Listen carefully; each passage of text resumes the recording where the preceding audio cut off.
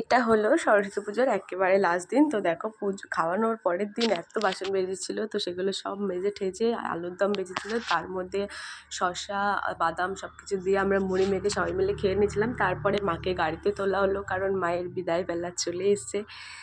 যাই হোক, মায়ের মুখটা কিন্তু খুব মিষ্টি লাগছিলো। তারপরে আমরা সবাই মিলে গাড়ি করে বেরিয়ে গেলাম গঙ্গায়, মাকে মানে ভাসান দেওয়া হবে তাই জন্য। তো গঙ্গায় এসে এই যে দেখো মাকে নামানো হচ্ছিল গঙ্গার পাড়ে। মনটা একটু খারাপও লাগছিল, কিন্তু কী হবে, এটা তো নিয়ম, তাই না? তো যাই হোক, তারপরে মাকে দেখো এখানে রাখা হয়েছিল, আর এদিকে সবাই নাচ করছিল। তারপরে মানে এরা অন্যরা চিনি না, সবাই আমাদের মায়ের সাথে ফটো তুলছিল। তারপরে এদিকে আবার ওরা নাচানাচি করছিল, কারণ আমরা ওই কুরকুরে নিয়ে গেছিলাম, আই মিন ব্যান্ড পার্টি যে কুরকুরে হয়। তো তারপরে এখানে মাকে যে একটা নিয়ম হয় 7 বার ঘোরানোর পরে ভাসান দেওয়া হয়।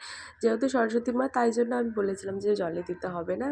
সরস্বতী মাকে, মা লক্ষ্মীকে, এদেরকে তো জলে দেওয়া হয় না এনাদেরকে, তাই জন্য বলেছিলাম পাড়ে রাখতে। তারপরে দেখো এই যে রাজেশ ভাই ঘট নিয়ে চলে গেছে, এদের তাও স্নান হচ্ছে না। তো যাই হোক, কেমন লাগলো ভিডিওটা জানিও, টাটা।